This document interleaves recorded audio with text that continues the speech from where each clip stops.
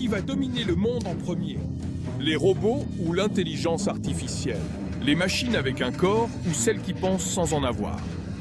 Ce que nous ne voyons autrefois que dans les films de science-fiction frappe maintenant à la porte de la réalité. Mais pour comprendre ce qui pourrait arriver, il faut d'abord regarder en arrière, car tout cela n'a pas commencé avec Google ni avec ChatGPT. Tout a commencé avec un vieux rêve, celui de construire une machine qui nous ressemble. Regardez ci-dessous ce qui est arrivé au grand baron Munchausen lorsqu'un clone robotique a tenté de prendre sa place au théâtre.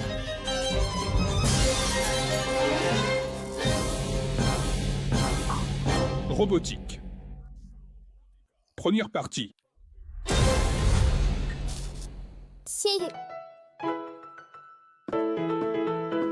Skullbreaker Ideas est une émission passionnante. Skullbreaker Ideas est un spectacle passionnant, un spectacle unique. Et ce sera incroyable. Bravo! Il y a deux hommes sur la scène. Ça ne te semble pas un peu étrange, vraiment, n'est-ce pas? Un instant. Pourriez-vous nous dire qui diable êtes-vous? Comment osez-vous me demander ça? Je suis le propriétaire de ce théâtre. Vous êtes un imposteur. Qui voulez-vous tromper? Vous ne vous ressemblez même pas. Que l'imposteur s'en aille. D'où? C'est pas possible. Ça ne peut pas arriver. Monsieur, quittez mon théâtre immédiatement. Mais pour qui vous prenez-vous? Ne me touchez pas. Comment osez-vous me mettre dehors de mon propre théâtre? Faux baron. Le baron n'est pas aussi fort. Daron, lâchez le baron immédiatement. Que je le lâche? Bien sûr. Tenez. Aïe, aïe, aïe, aïe, aïe. Et vous, qu'avez-vous à dire? Vous voulez faire quelques petits sauts? Baron, je crois que le mieux serait de fuir, maintenant. Ce n'est pas le vrai baron, cher public. Fuyez tant que vous le pouvez. Fuyez. Sommes-nous loin de pouvoir créer des clones robotiques de personnes vivantes? Pourriez-vous faire la différence ou seraient-ils des superversions humaines capables de remplacer les originaux en chair et en os?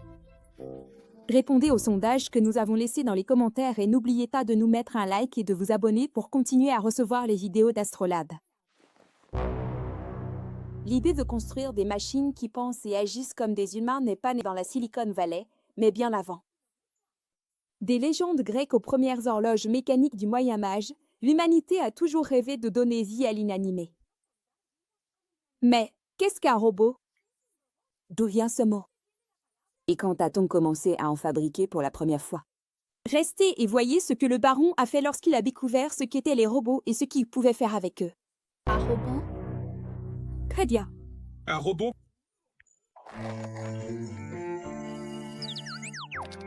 Merci beaucoup, monsieur robot. Un robot? Tu vois, c'est un autre robot. Putain de robot. Attends une minute, quel genre de robot est-ce? Robot. Mais qu'est-ce qu'un robot? Oh, baron, un robot est une machine qui travaille à la place des humains. Quelle fille intelligente. C'est ça, même si la définition s'élargit chaque jour, on pourrait dire qu'un robot est essentiellement un dispositif composé de machines automatisées qui travaillent à la place des humains. Wow! En 1960, j'ai inventé le premier robot industriel appelé Unimat. Les machines qui avaient été inventées jusque-là avaient des mouvements très limités. Cependant, l'Unimat était capable d'effectuer plusieurs mouvements innovants selon les programmes que nous utilisions. À partir de ce moment-là, il a été possible que des tâches dangereuses, comme déplacer des objets lourds ou manipuler des objets extrêmement chauds, soient réalisées par des robots au lieu des humains. En 1961, les compagnies automobiles américaines ont réussi à utiliser l'Unimat pour assembler certaines parties de leurs voitures. On peut dire que l'Unimat a changé le monde. Merci beaucoup.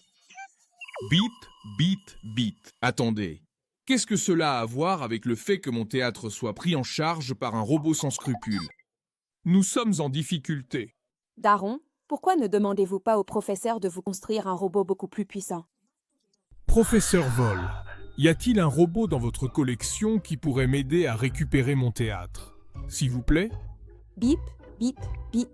Avant de continuer à regarder comment le baron obtient son costume robotique, n'oubliez pas que vous pouvez rejoindre la chaîne pour regarder cet épisode et tous les autres épisodes du baron Munchausen dans leur intégralité. De plus, obtenez des images, des infographies et des activités qui vous épateront littéralement. Vous constatez, les robots ne sont pas pour travailler. Le robot animal de compagnie peut vous comprendre et votre ami. Oh, oh, comme c'est dégoûtant. Ce n'est pas le genre de robot auquel je m'attendais. Chien puant.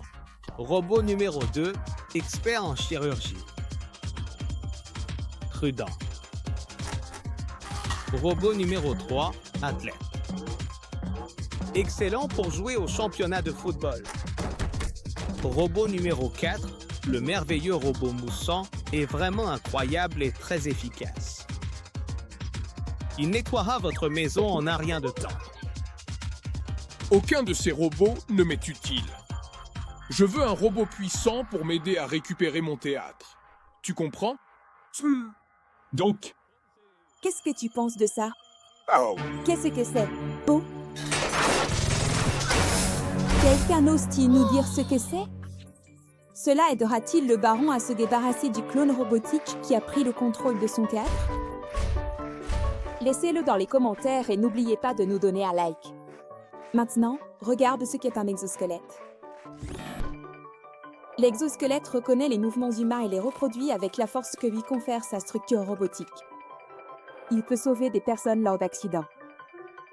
Ils peuvent aussi être utilisés pour aider les personnes qui ont subi de graves blessures et d'autres personnes handicapées ayant perdu leur mobilité afin qu'elles puissent redevenir indépendantes. Les robots peuvent être très utiles pour améliorer nos vies. Alors, ce costume est sûrement capable de soulever des objets très lourds. Maintenant, nous allons découvrir de quoi est capable le costume robotique qui aide les humains à se déplacer. Résistera-t-il à cette attaque?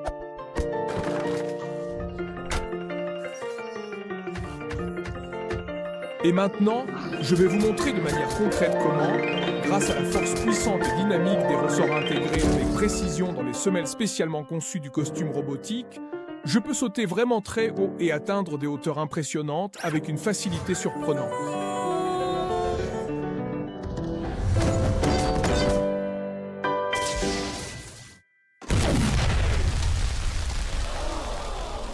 Au fil de l'histoire, des inventeurs et des scientifiques ont créé des automates, des machines à calculer, puis des ordinateurs. Mais il y a eu un tournant lorsque les machines ne se contentaient plus d'exécuter une programmation prédéfinie, mais ont commencé à penser. C'est ainsi qu'est née une nouvelle ambition, faire en sorte que les machines non seulement obéissent, mais décident par elles-mêmes. Aujourd'hui, les algorithmes décident de ce que nous voyons sur les réseaux sociaux, de la façon dont les voitures autonomes se conduisent, et même de la prochaine chanson que nous écouterons sur une application. IA n'est plus d'une expérience, c'est une partie invisible mais puissante de la vie quotidienne. La question à $1 million est donc, pouvons-nous construire une intelligence suffisamment puissante pour prendre le contrôle de nous tous? Dites-moi ce que vous en pensez dans les commentaires ci-dessous et n'oubliez surtout pas que vous pouvez regarder encore plus de vidéos similaires à celle-ci ou les épisodes complets en rejoignant notre chaîne YouTube. Attention, baron. Break time égale 0.5s. Laisse-moi partir, espèce de boule de canette. Pi, mais ces robots, ils sortent d'où? Non, Betty, aide-moi. Le baron pourra-t-il échapper à la domination des robots? Découvre-le dans la prochaine vidéo où nous explorerons l'incroyable monde de la biotechnologie pour savoir jusqu'où tu penses qu'un être humain peut devenir un robot. Nous vous attendons. Bientôt disponible sur Skullbreaker Ideas. Vous êtes désormais nos otages. Je n'aurais jamais pensé qu'un jour l'humanité serait à la merci de ces créatures. Les voici. Nous allons les libérer.